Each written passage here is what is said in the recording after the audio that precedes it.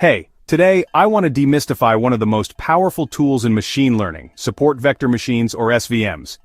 If you're just stepping into data science, you've probably heard about SVMs. But what exactly are they? And why are they so useful for classification problems? Let's break it down step by step. Imagine you're looking at a scatter plot. Maybe you have some red circles on one side and blue squares on the other. Your mission? Draw a boundary that separates these two groups.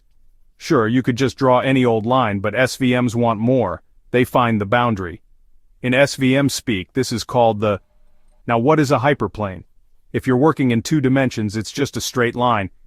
Bump it up to 3 dimensions and it's a flat plane.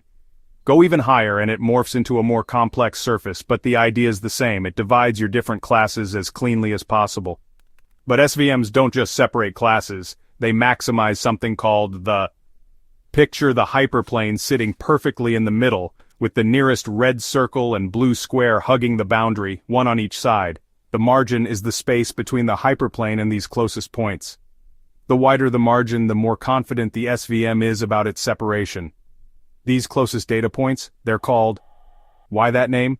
Because they literally support the position of the hyperplane. If you removed any of them, the optimal boundary would shift. And here's something cool. The SVM only cares about these handful of support vectors, not the outliers way off in the distance.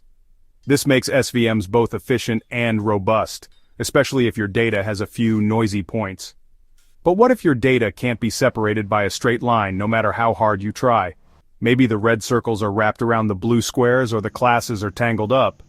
This is where SVMs get seriously clever thanks to something called the... A kernel function takes your data and lifts it into a higher dimension. Imagine flattening a tangled ribbon on a table, then picking it up and flipping it so that the knots suddenly untangle. In this new space, a linear boundary exists, and the SVM finds it. When you bring this solution back to your original space, the boundary might look like a wavy line or a circle, whatever it takes to separate the data. One of the most popular kernel functions is the RBF, or radial basis function. It's often the go-to whenever your data is just too messy for a simple straight line.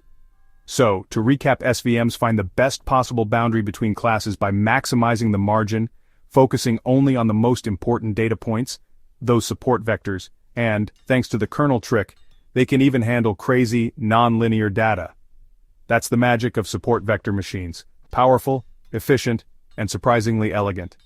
If you're starting out in data science, getting comfortable with SVMs will open a whole new world of classification possibilities. Thanks for listening and happy learning.